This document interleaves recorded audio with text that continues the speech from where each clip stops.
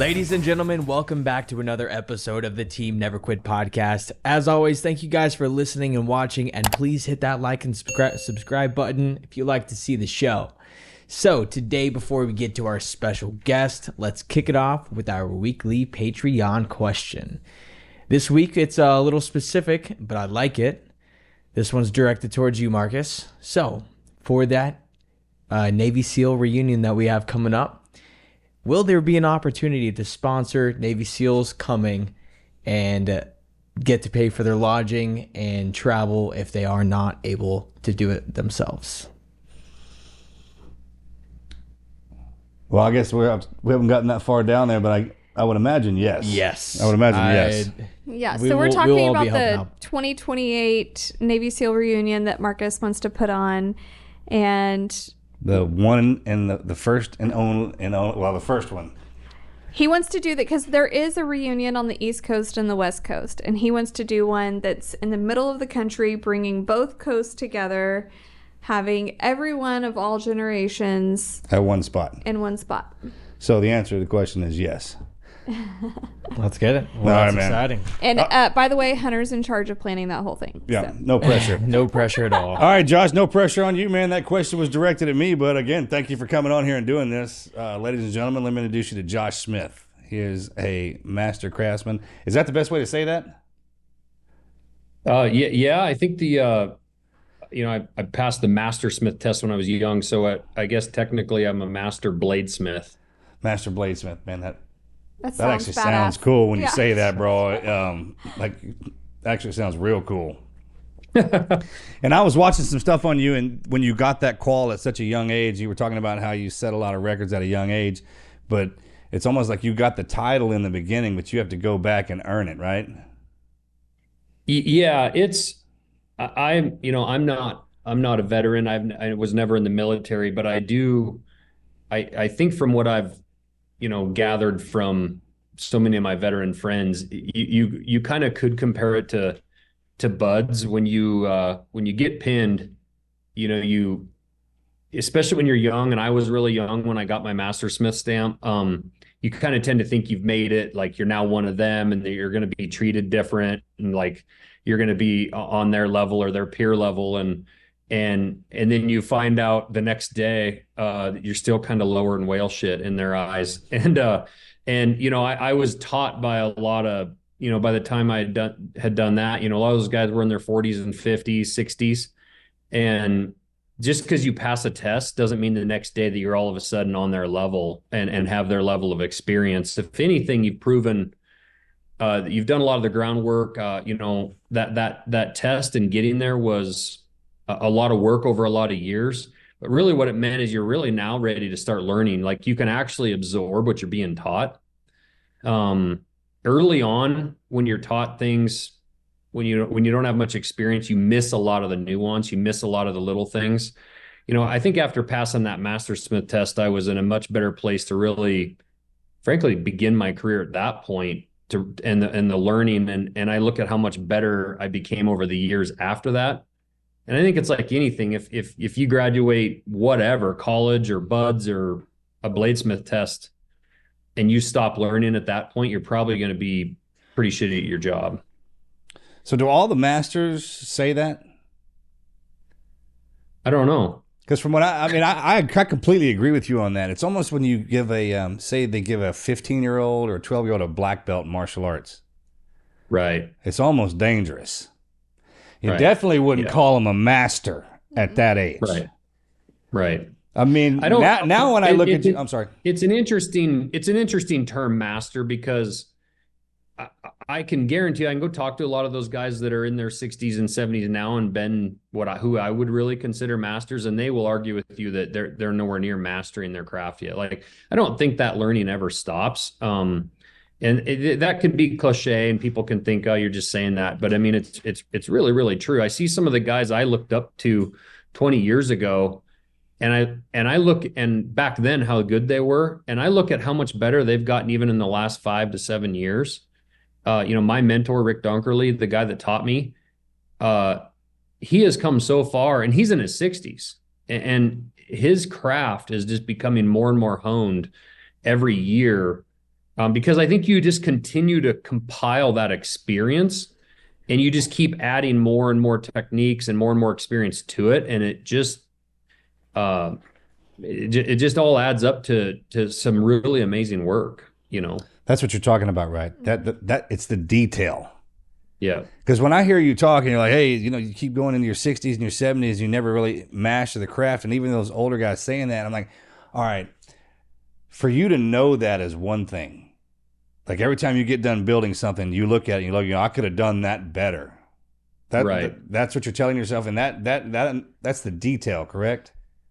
Yeah, it's funny, every single blade that anybody's ever made, if they're if they're a good maker, they see it. You see, I hand it to you and you see this beautiful knife or piece of artwork or whatever it is, and you just see the beauty for what it is. The creator sees everything that he did wrong or he intended to do better or different.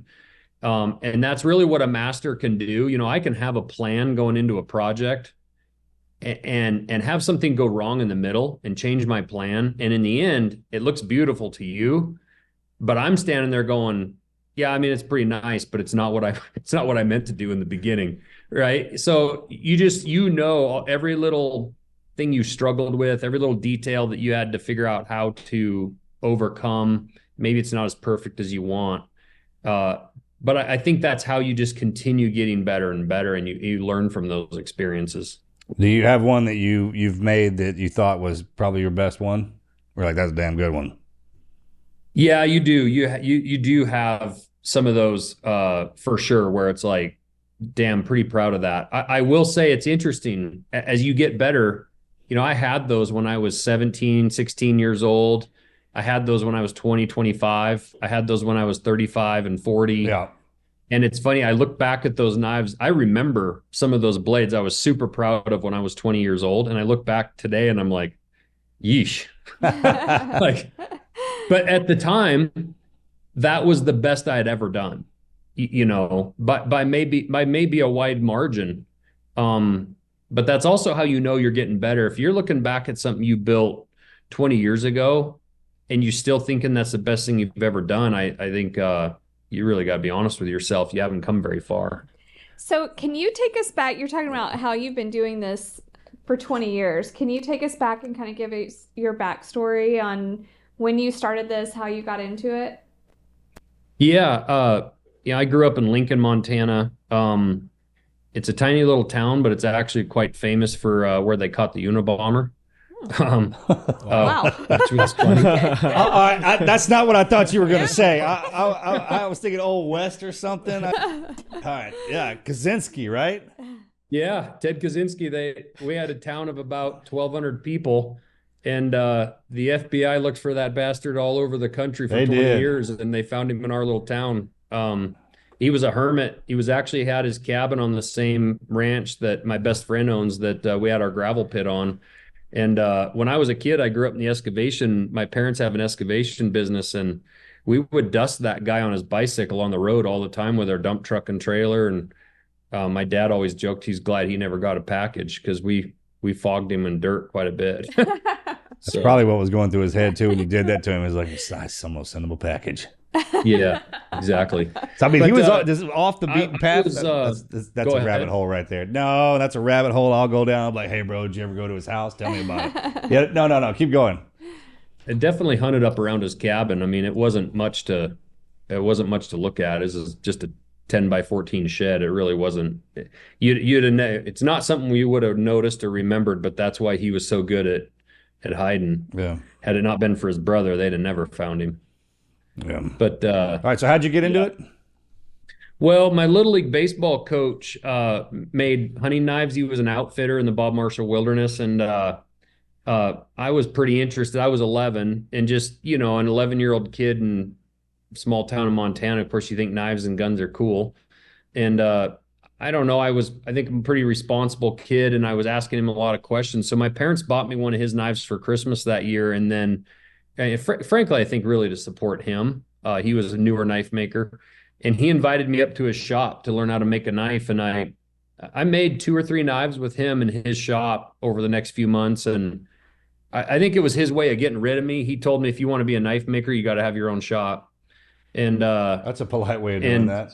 Yeah.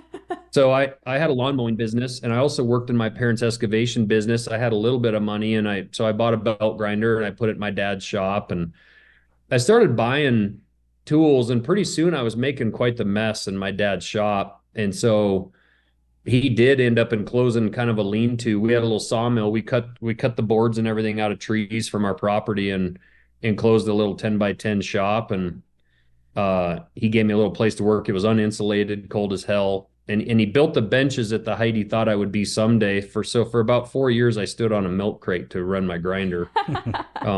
It's funny. There's a picture of me in Blade magazine when I'm about 12, standing on a milk crate grinding knives. Oh my gosh. But I kind of just took off after it, honestly. And, definitely some fortune. I mean, I worked hard, but, little did I know that the guy that I was learning from would continue to evolve in his career. And the guys around Montana, they actually got kind of a nickname in the knife world called the Montana Mafia. And these guys ended up becoming some of the best knife makers in the world 10, 15, 20 years later. So I was always chasing those guys, but never catching them, and they were hard on me. But they would never tell me I did a good job ever. I remember a few times going home crying, whining, wanting to quit making knives because I could never get a good job out of them. But I was pretty motivated, and at 15 years old, I became the youngest journeyman knife maker in the world. And then at 19, I became the youngest mastersmith. And that's about the time in my early 20s when I really I started making knives more on their level, where I was really starting to get some respect for what I was doing, Not that I was disrespected. I just, you're a kid. Yeah, sure. Absolutely. When you were a kid, are you selling any of the knives, or you're just making them as hobby? Yeah, the first two knives I sold for $20 a piece, and it was to my math teacher and my science teacher at my science fair. I did a science fair project on heat treating steel. And but yeah, I started getting some publicity in magazines when I was really young, and I had orders from all over the world. I mean, when I was 16 years old, I probably had 150 knife orders from all over the world. Wow. And back then there was no internet, no Instagram, no YouTube. If you wanted to learn how to do something back then, you had to go ask some old gray-haired guy how to do it. Yeah. You had to find that sucker. You did.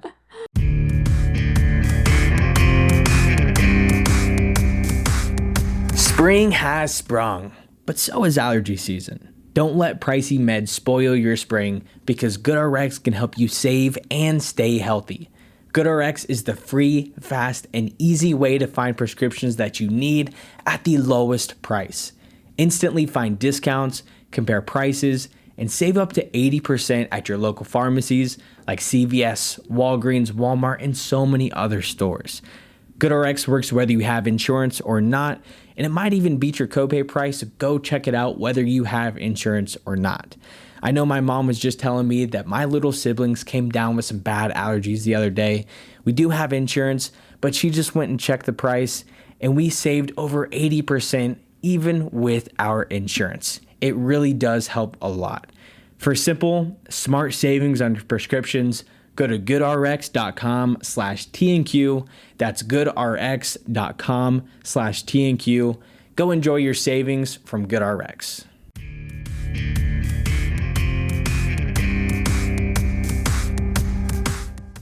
Just like not protege. There's a name like a master in there. I can't remember the name of it now. You had to go find them suckers. Yeah. The YouTube and the internet have done wonders for that. Yeah. Yeah. How long does it take you to make a knife? I traveled, when I was 15 years old, I flew on a standby ticket across the country to South Carolina and stayed with a knife maker I'd never met in his shop for a week and learned how to make knives from him. You're right. You had to go find people. And, that's one thing I was good at, I think, as a kid, is I wasn't afraid. I would go to the Atlanta Blade Show every year in junior high and high school. I'd go to Eugene Oregon Knife Show, and I would go up to tables and just converse with guys and ask them. And, the knife community was super open, and, most guys would tell me exactly what I needed, how to do something, or come to my shop and learn. And I would go do that. And, it's amazing today with what's at your fingertips. You can learn how to do anything right from home. But I will say nothing even today replaces being in the presence of that master and having them teach you. There's little nuanced things, there's little tiny things that they take for granted that you can be like, hey, why did you just do that? Or, what's this little jig in the corner of your shop for? And it opens up a conversation that you don't get on a YouTube video. We talk about that a lot. That's its own little world. Mm-hmm. Whatever those little moments are, those conversations, they're in everything, but we don't ever talk about them. You actually have to be with the human being for a long time before that even presents itself. Those little nuances. And that's the separation. You could, in military terms, if you wanted to run through a shoot house and learn how to clear rooms and do all that stuff, you can watch all the videos in the world of all the best guys in the world doing it. And you could build your own little house and you could do all your own little stuff and you could try to do everything the way that you see online. And there is nothing like working with 2 or 3 guys in person and actually doing it with somebody. And the little tiny, in everything that we do, there's little tiny nuanced things and what do you call it? Techniques that you just can't pick up. And it's just nothing like having somebody standing there and really watching them in person. I would stand and watch them work a lot instead of them watching me and then try to emulate it, and how do they organize their shop? How do they start their day? How do they run their business? Like there's just so much to that, that plays, What's your signature thing that other knife makers can look at your knives and say, oh yeah, that's definitely Josh's knife? That's a great question. That style comes over time. Like in the beginning, you find yourself kind of copying people you look up to. You see a knife and, and you want to try and make that. And over time, you start to develop your own eye, and then you branch out and you start trying new things. And that was one thing I had a lot of guidance on, like, hey, don't just copy somebody. Like, take a little something that this guy does and a little something that guy does and combine and make your own thing. And you develop your own style. I think one thing I was really proud of is I didn't fall into making one style of a knife. Like I didn't just make pocket knives, or I didn't just make daggers or buoys. I could do almost anything across the board. I think that is a bit of what a master is. Like you can do a lot of different things instead of one thing well. Gosh, I don't know as far as my style goes. It's funny because I think you really can tell my knives by looking at them, but I don't know how to really put it in words. It's I was known for my Damascus steel. That's that steel that you forge at like 2,500 degrees and you layer it. A lot of people remember that by the like the old samurai sword, warrior blades, where they would fold that steel over and over and over and forge weld it. If you look at my personal knives that I make, not the Montana Knife Company stuff, but my personal knives on my website, you'll see pretty amazing Damascus. I mean, I won the best Damascus knife award in the world at the Atlanta Blade Show when I was 20 years old. So I had a lot of, I guess, ability in that pretty young. So that was cool. So are you old school hammering, or do you have modern mechanical machines, or both? Both. Early on, I didn't have anything but an anvil, and of course, I was a kid, so just beating the hell out of it. Oh my God, it was beating me up, because you just don't have that size and you don't have that man strength, dad strength, Now I do both. I was just forging on a blade for Aaron Snyder the other day, hand forging it, but then I also have a hydraulic press for squeezing the big billets of steel down. I have a rolling mill, so I do have some power tools that help, really helps you do a lot bigger masses of steel and be more efficient with your time and get more blades out of the work that you do. So is one of the things that you pick up over time is how many blades that you can produce at a given time? Because I'm just got to take a while to forge those things properly to sell them. Mm-hmm. Yeah, and so that's, today there's really 2 different facets of what I do. There's the custom side that I did forever, and that's the stuff we've kind of been talking about. And honestly, the better I got, the less and less blades I did, because they got fancier and they got more collector oriented, and they were $4 or $5, $10,000 a piece. And so it takes months. I built a sword for a guy that took me probably 7 months, 6 months. I was going to ask you if you did swords, bro. I was like, hey, just on a side note, what are the chances that you can build a sword? And it's got to be a hell of a lot of difference between forging a knife as a forging one of those. It's funny that you catch on to that, because it is entirely different. Your equipment doesn't work. Your heat treating of stuff doesn't work. I tried to frankly not take this project on, and this guy really wouldn't take no for an answer. I had to build new heat treating stuff. I mean, when you're working with a 28-inch blade compared to a 8-inch blade, it's a whole keeping that straight, grinding that. I had a small shop. I mean, I was literally hitting the freaking wall next to my grinder with the sword. I had to unmount my grinder and mount it in a different place to grind it. I mean, yeah, there's a lot of different things. But what came later in life with production, which is what Montana Knife Company does. Our Montana Knife Company knives aren't hand forged. They're laser cut out of a piece of steel, a sheet of steel. And that's really that difference between like a production knife company and a custom maker.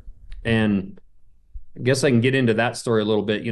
I was making custom knives, and I felt bad because in small town Montana, a guy'd come up and want to buy a hunting knife from me, and a custom knife I would need $800 or $900 for it to pay. And of course, the guy's trying to buy a knife for his 14-year-old son. It doesn't make sense, right? And I was seeing what was available in stores to people on the commercial side, and there was such a wide gap in quality between custom and what people were seeing in like Cabela's.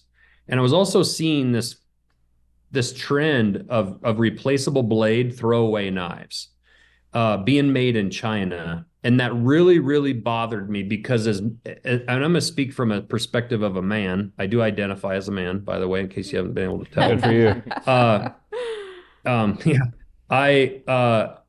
Men generally pass down knives and guns. For generations, we've passed down knives and guns. And all of a sudden, we're having these replaceable blade knives produced in China. And as soon as they get dull, we throw them away and we just get a new one. And all of a sudden, we're not, when you were in the service, if you had a knife that you carried and you brought that home and you passed that down, I can guarantee you in the next couple generations, that blade, when you're dead and gone, is going to mean a lot to somebody, because you carried it, you used it, it was with you all the time. Even as a hunter, even as a civilian, I have people bring knives into my shop all the time and say, my grandfather died last year, but I've got his hunting knife and he hunted in Alaska, or he was in Vietnam, or this is his pocket knife he used to carry. And today we're throwing that stuff away. And we're also just not learning how to sharpen a knife. Like, it's dull. Instead of learning how to sharpen a knife, I'm just going to throw it away and get a new one. And that really bothered me. I mean, I've sharpened thousands of knives for people. It doesn't matter who made it. It doesn't matter all that stuff. What matters is who carried it. And in this throwaway society, same with my mom has her great grandmother's chef's knives. Those mean a lot to her,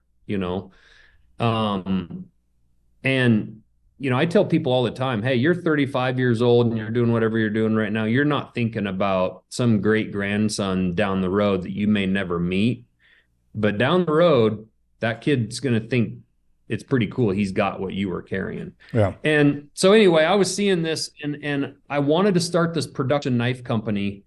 And I actually registered the name Montana Knife Company when I was 19 years old, but I didn't have the money. I also didn't know how to start a production knife company. Like I told you guys, I was going off on this path of high-end kind of collectible knives, and I was trying to become, more well-known in that knife world and gain some respect there. So the knife company thing was something I only talked about for the next 20 years.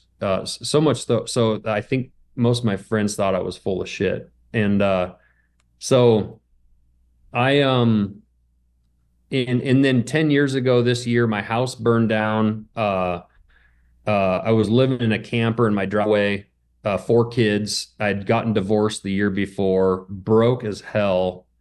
And I was actually an apprentice lineman. I decided to quit making knives full time, and I was going to do it on the side and go be a lineman because I had 4 young kids.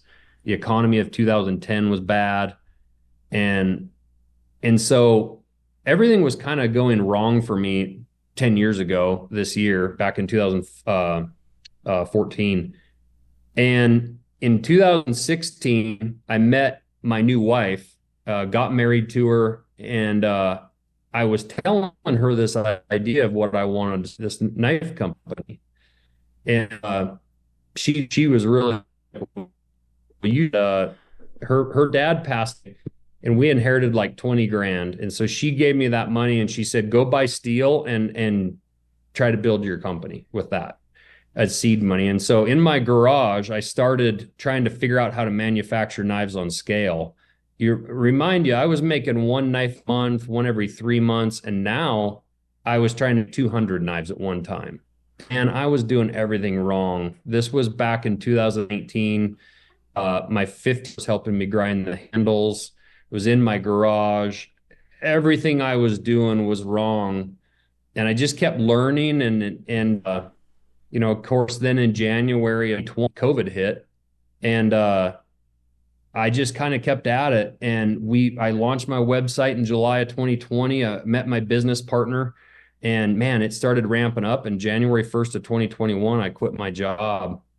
Went after it, didn't take a paycheck for that whole first half of that year. And, now we have 56 employees. Oh my gosh. That's awesome. And it's grown. Crazy. So I talked for a long time there. I apologize, but it's good. The point is, it was kind of a long road, even though Montana Knife Company feels like it blasted onto the scene. It's been a long road to get here. That's awesome. Okay, so I heard you say something earlier. What great piece of advice can you give me to get an edge on a blade that I don't know about? Yeah. The first thing is a good knife that with the right edge geometry. A lot of people bring a knife into me and they're like, I can't sharpen this thing. And I'm like, well, this thing's in awful condition. Like it's so thick and heavy. You don't have even really much of a good chance. But if you have a blade that's of a decent edge geometry and decent steel, a lot of people are too delicate in the beginning. Get a rough stone and really set that edge, get that edge really set and get aggressive with it, and then step down and grit and refine it. And for people that are interested in that, I have a YouTube video on our YouTube page, on our Montana Knife Company page, of how to sharpen.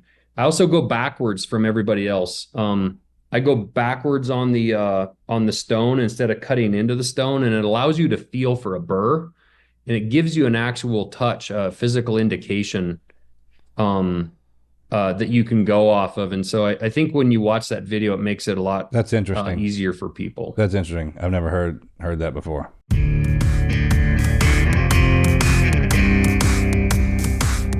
Okay, let me put you on something real quick. The Ghost Bed has got to be the most comfortable mattress I've ever laid down on. Ever since I first got my hands on one of these, I've been sleeping like a champ every single night. With over 20 years of expertise, GhostBed has crafted the perfect mattress using high quality materials and a patented cooling technology. And here's the best part. With GhostBed's 101 night sleep trial and free shipping, trying it out is risk-free and super convenient. They offer a wide variety of mattress types, from the luxurious GhostBed Luxe to the unique feel of the GhostBed Flex Hybrid. GhostBed really sets themselves apart with their customer satisfaction, and they even have sleep experts that'll help you every step of the way if you're not sure which mattress is going to fit you the best. Plus, our listeners right now get an exclusive 50% off with code TNQ at ghostbed.com/TNQ. That's 50% off, folks. I promise you won't want to pass that up. Don't settle for restless nights. Go upgrade to GhostBed and start sleeping like a dream. Visit ghostbed.com/TNQ today.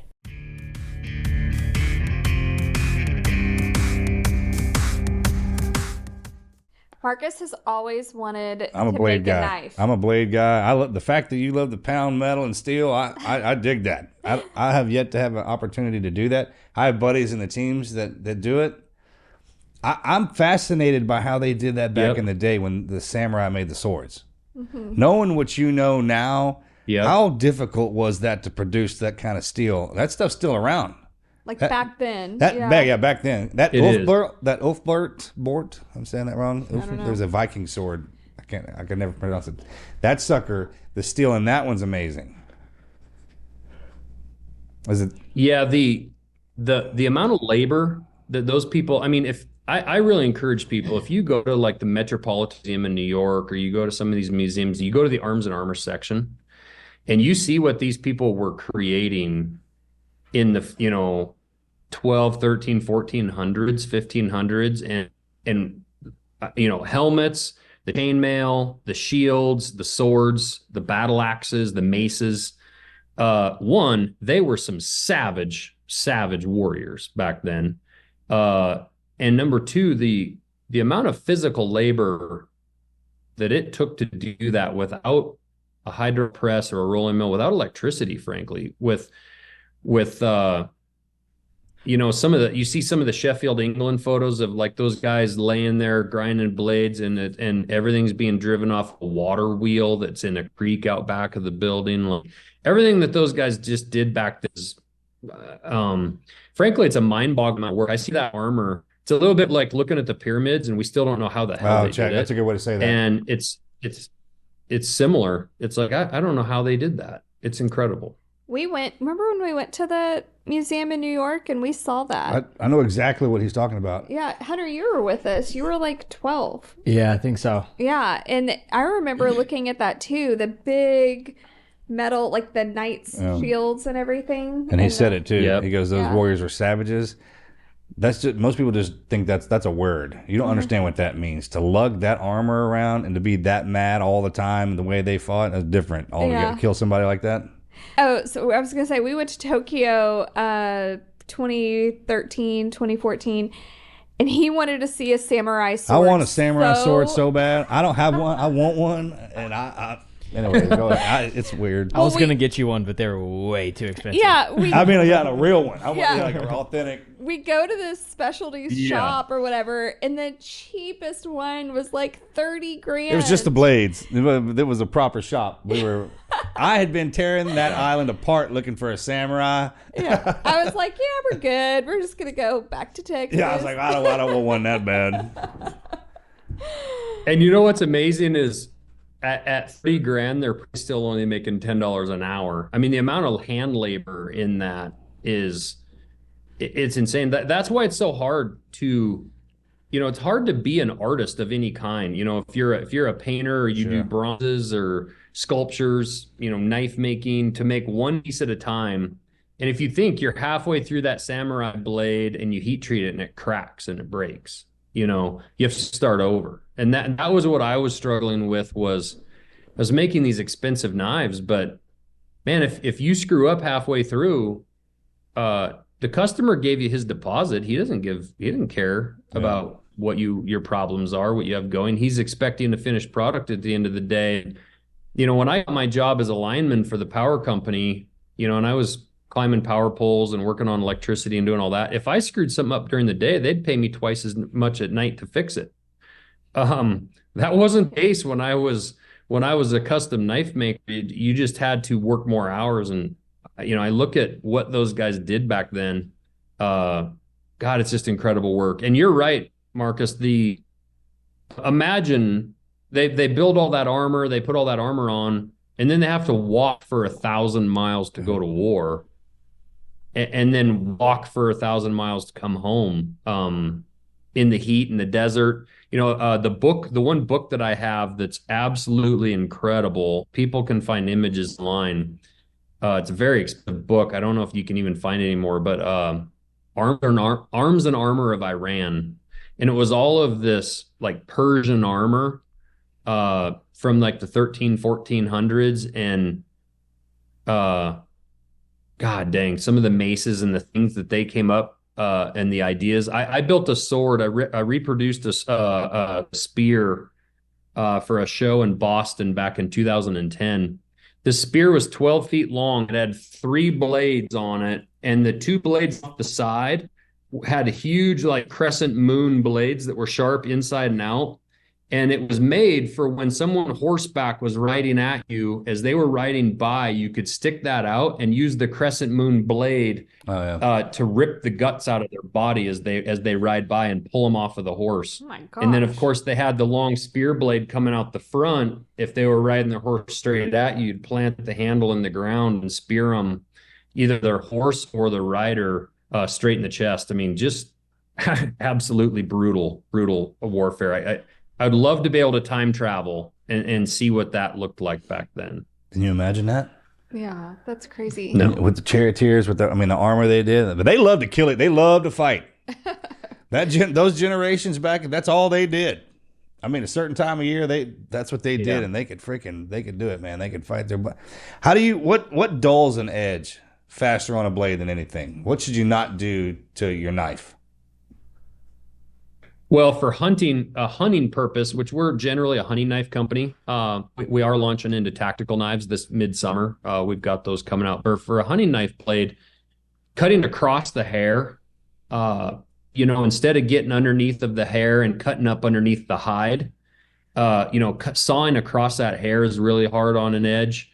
Obviously getting into the dirt, hitting the bones. If people can stay in the hide and in the flesh, a knife will last a really, really long time. The other things that are, quite abrasive on knives, more in like a military capacity is, rope, like hemp rope is very aggressive on a blade, especially dirty rope. There's a lot of dirt and grit and stuff that we cut. But I mean, honestly, I think people don't have any idea what kind of quality that they're missing and that they're lacking in a lot of these blades. If your edge geometry is correct, your heat treat's right, and you use the right steel, I think you'd be amazed at how much use and life you can get out of a blade and how easy it should be to resharpen that blade when it's dull. Yeah. So when you said that you went into this whole new sector of like that in between of, it's not the custom knife, but it's not the Cabela's Chinese knife either. It's a good quality hunting knife that is affordable. When someone does use it often, can they send it back to you and get it sharpened? Well, this is why you don't buy stuff made in China, because the answer for us is yes. Okay. For life, when you buy a knife from us, I don't care what is wrong with it, what goes wrong with it. We warranty it for life. We sharpen it for you for free. We call it our generations tab at the bottom of our website. People just fill that out and they send it in with a knife, and we ship it back to you in no less than 24 hours later. Oh, wow. Or no more than 24 hours later. So if we get it in the morning, we might ship it back to you today, at the very least tomorrow. I don't like warranty programs that hold on to things forever. I have a guy dedicated every day. His first job of the day is to go through the generations knives, sharpen them, rewrap paracord, replace a sheath, a screw, whatever it needs done, and get that knife back out. Everybody was telling me back in 2018, 2019, you can't compete in this world today with 100% American made knife. You have to manufacture overseas. And I just did not believe that. I believe there's enough Americans that are willing to pay a little bit more. And that's the model I went after, is everything we do is made here in America. And frankly, we're crushing it. And it's because Americans, I don't need 300 million Americans to be my customer. I don't even need 150 million of them. I want the 20, 30, 40, 50 million that are patriotic as hell and appreciate what we're doing. They appreciate quality. They want to pass these knives down. They want that story behind the blade. And that's where we're finding all our success. I think we're proving that American manufacturing is not just not dead, but it's desired by Americans. Yeah, for sure. I'll pay more for it if I see that tag. Yeah. Because I know where it's going. And our knives aren't cheap. I mean, our knives are between $200 and $400. They're not cheap, but they're also not crazy expensive. Like, I tell the guys that hunt, the knife kind of became an afterthought in their gear. They're worried about their base layers, and they're worried about all their camo and their ring gear, and they're worried about their hunting pack and, their jet boil in their pack. And they set up a long range hunting rifle that they can shoot out to 1,000 yards, and they buy a Kestrel, and they do all this stuff and all this preparation. And then they pick up a $19 knife made from China. And it boggles my mind, because they spend thousands and thousands of dollars on optics and all this other stuff. But the one thing is really going to be passed down and loved by the future generations are that knife and that gun. And it might be the one tool that your life depends on. If you're in the backcountry of Alaska, you need to build a fire, you need to baton through some wood, build a shelter, shave off some shavings to get a fire started. I'm going to be much more comfortable with an American made knife in my hand than a Chinese throwaway razor blade. Yeah, for sure. Amen. That's awesome. So are you doing YouTubes teaching people how to do certain things like sharpen knives, and what else do you have on your YouTube channel? Yeah, we are coming out with videos all the time. We have kind of some how-to stuff. We explain things. We're even using some of our ambassadors to show how do you skin out a deer, or how do you cape out a bear, or, we're trying to build our YouTube category of videos to kind of explain the heat treatment behind steel and how to care for a blade. And the other thing too is the sheath. A lot of you'll pick up a knife at a store and you say, okay, I want to buy that, and then they hand you the sheath and you're like, well, how am I going to carry this knife if you're running around in Afghanistan, or you're running around in Alaska and your knife falls out of your belt, or you can't carry it on your belt or anywhere accessible, and you have to put it down inside of a pack. That's the other piece that I think a lot of people were not putting enough emphasis on. I want to see people carry their knife out where it's open and easy to get to, whether it's a self-defense situation or just because it's handy and you might just want to use it and put it away, and you're not rifling through a pack. If you drop your pack and you go in on a stalk of an animal and you harvest that animal, you've got a knife to open that thing up, let it cool down, maybe not spoil, that kind of stuff. But if you check out our YouTube page, we definitely have a lot of content. I also have a podcast as well. I love, my favorite part of starting this company. I was just a lineman working for the power company 4 years ago, and today I get to meet heroes like Mark and people like Tulsi this weekend. I got to shake hands with President Trump on Saturday, which was really cool. Didn't you tell me Junior's coming to your house tomorrow? What's that? I said you just told me that Junior was coming over your house tomorrow. Yeah. Yeah. I think you're doing all right, brother. Well, the only reason I get to meet these people is because I'm a knife maker. I think it's really special, and I think part of my story that I want people to be motivated by is 10 years ago, my house was completely burned to the ground. I was broke as hell living in a camper. And today, 4 days ago, I'm shaking hands with President Trump, and Junior's coming over, and I've pig hunted with Rogan, and I get to be friends with people, heroes of our veterans. And my point is people need to keep moving the ball forward and never give up, man. Yeah.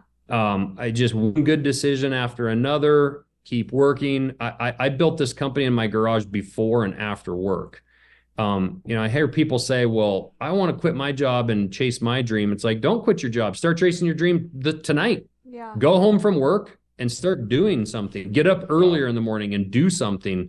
And, I tell my kids, if you drop a grain of sand in a 5-gallon bucket for a week straight, it's not going to feel like you've done anything. And after a month, it still doesn't feel like you've done anything. And in about a year, you're going to drop a grain of sand in that bucket, and it's going to bounce off the top and fall out. And you're going to realize all along you were making progress. It just didn't feel like it. Yeah, it's true.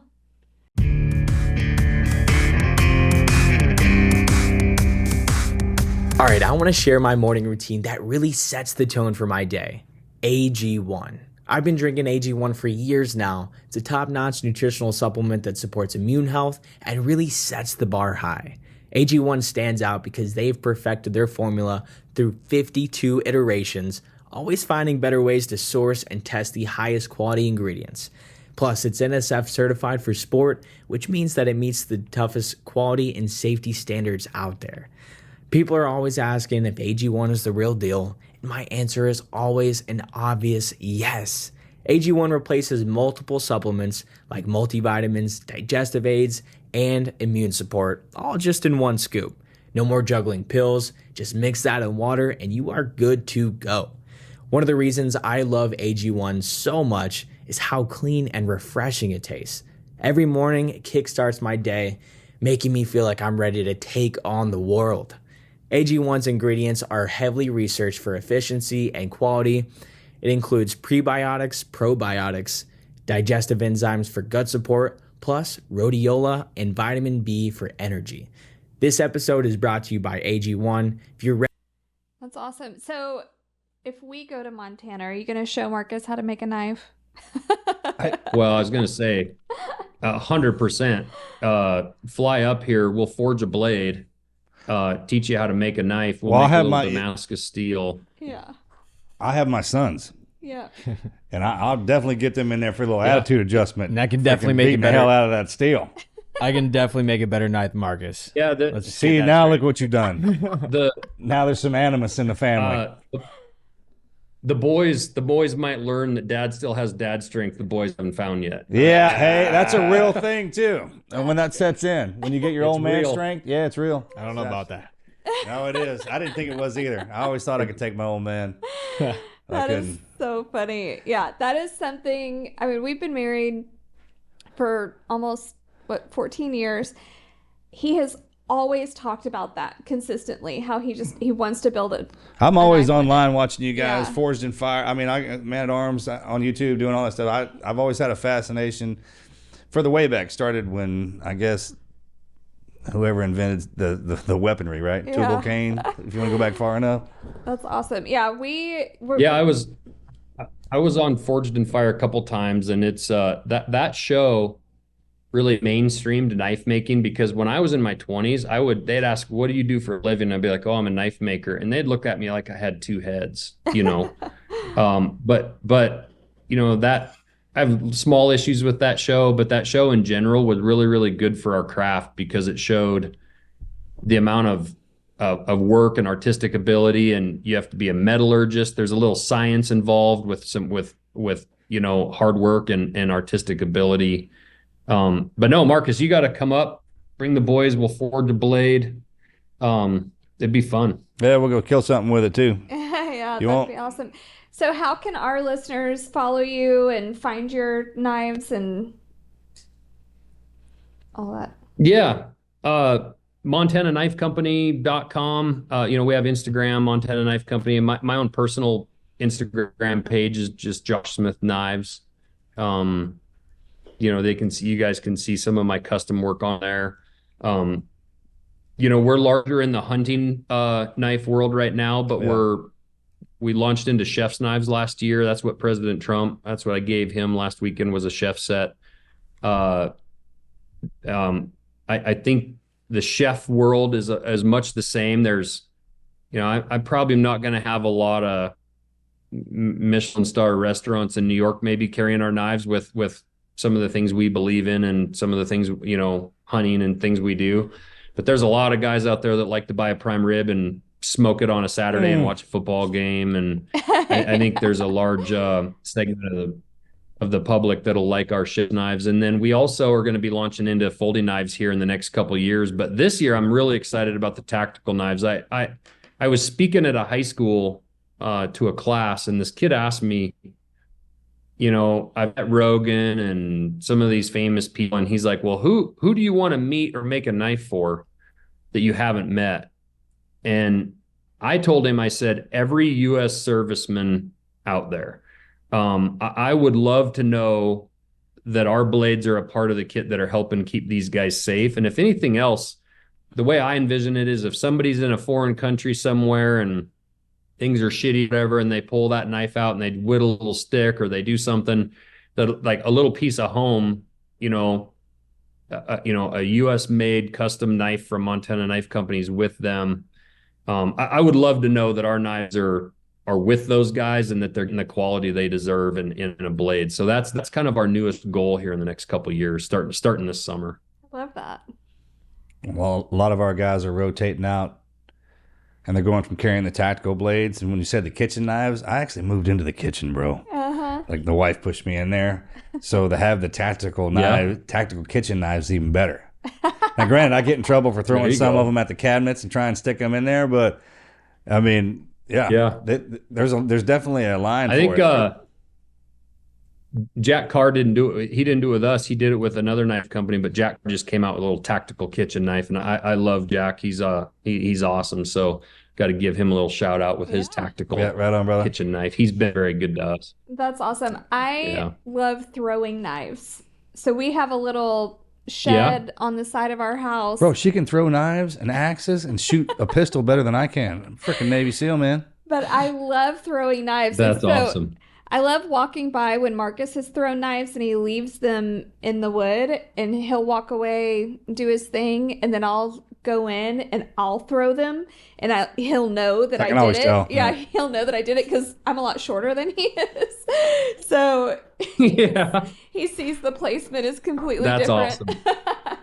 But that's what I give her for gifts is blades. Yeah, I love it. That's one of my favorite gifts to give somebody is a great knife. The throwing knives is something we should definitely get into. I want to do throwing hatchets too. There's those hatchet throwing places where you go and have a little party or whatever and do the hatchet throwing, and that's a blast. It's so fun. We've done that before, and our younger son's name is Axe, so we always see those axe throwing, and he's like, "Oh, it's my name. It's got my name on it." It makes a great gift for him too. Yeah, he's every year I get him a new one. He was born to throw. Yeah. Born to throw axes. I have my hunter back here, and I have an axe. Yeah. What's up? That's awesome. That's awesome. Right?